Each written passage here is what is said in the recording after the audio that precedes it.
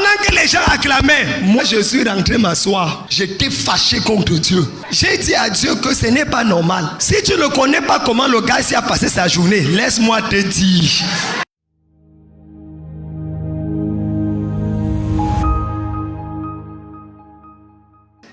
Un jour, il y a de cela quelques années, je suis allé au Brésil. J'avais été invité par Link, Leadership International Network. C'est dirigé mondialement par un japonais, Kikuchi.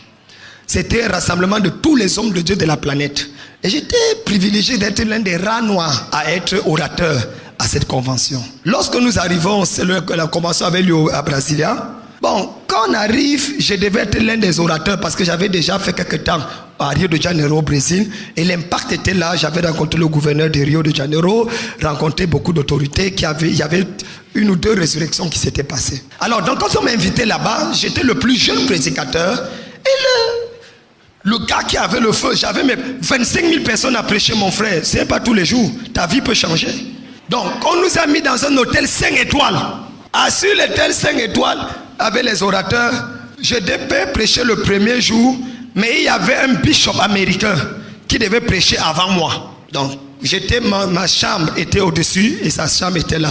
Donc, chaque fois, pour le connaître, je le viens, il n'est jamais dans sa chambre. Je vois le bishop en train de nager dans la piscine. Moi, j'étais enfermé dans ma chambre.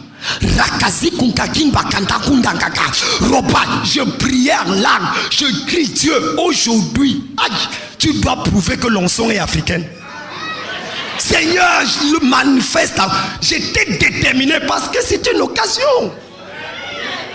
Donc, à midi, on apporte à manger. Puis bon, les gens viennent avec la nourriture. Je dis que non, tu ne tenteras pas l'Éternel ton Dieu. Je ne mange pas. Frère, la nourriture sentait bien. Mais j'ai dit que non, je ne mange pas. Parce que je veux que l'onction soit brute. Pour qu'on sache que être noir n'est pas une malédiction. J'étais déterminé. Après, environ, j'avais prié près de 5 heures de temps. Je jette un coup d'œil encore. Je descends pour dégourdir mes jambes. Au niveau du restaurant de l'hôtel en bas, je vois le bishop là avec une grosse bouteille de Coca-Cola. Et il était en train de voir le match, le football américain, avec les non-croyants. En train de yes, yes, go, yes, go. Il boit. J'ai dit que mais qui a mis ce non-croyant pour prêcher à une convention comme ça? Il ne prie même pas. Il ne cherche même pas la face de Dieu. Et dans mon cœur, j'ai dit merci Seigneur. On m'a mis avec un mouilleur. Quand il va venir mouiller devant, je vais apparaître avec l'onction. Et on va savoir que power passe power. Je suis remonté en vitesse.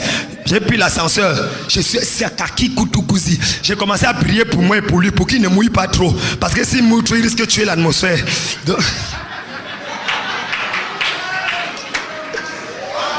Arrivé là, l'heure de nous chercher est venue. Il n'a même pas eu le temps de porter la veste et la cravate. J'ai sorti mon habit directement, un habit neuf.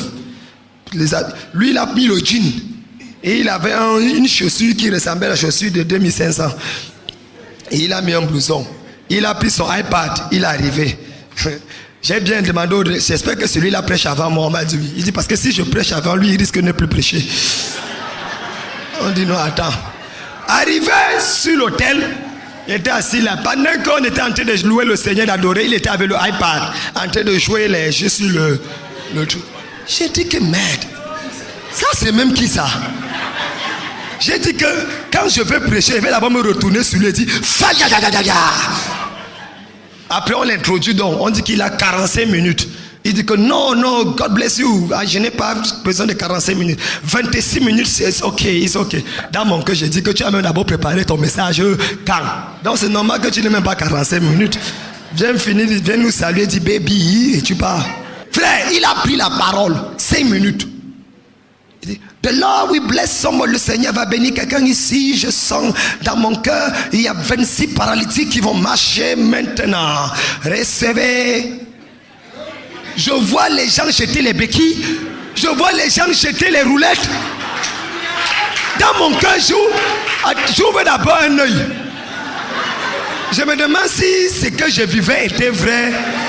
Ou bien c'est qu'on a montré un épisode de Rena Bonke qui était en Afrique. le Seigneur guérit maintenant 18 aveugles. Vous voyez, les gens commencent à voir. Moi-même, je me suis levé pour guetter, pour voir si ce n'était pas fabriqué. J'ai vu comment quelqu'un marchait et voit. J'ai dit, ah! Pendant que les gens acclamaient, moi je suis rentré m'asseoir. J'étais fâché contre Dieu. J'ai dit à Dieu que ce n'est pas normal. Si tu ne connais pas comment le gars a passé sa journée, laisse-moi te dire.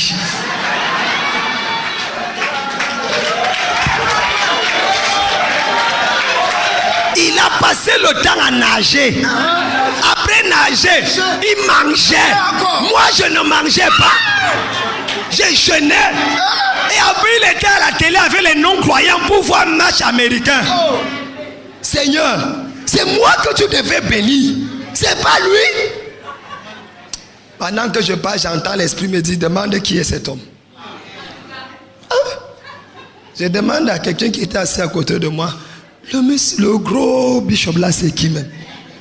Bon, il avait environ 38 ans. On dit que non, tu te rappelles des Quakers avec Guillaume Penn, avant que le pentecôtisme n'existe, quand ils sont arrivés aux États-Unis, son arrière-grand-père était bishop.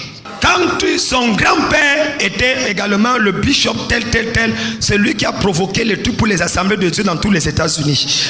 Et son père a rencontré sa mère en mission en Inde, pendant qu'il était au temps de T. Osborne. C'est avec eux qui tenaient les croisades. Donc, le gars là, quand il est né, pendant que moi, quand je suis né, j'ai tété le lait maternel de l'idolâtrie et du péché, que les féticheurs avaient blindé les seins de ma mère quand il partait se protéger. Lui, quand il est né, c'est le lait maternel qui parlait en langue qui était en train de le nourrir.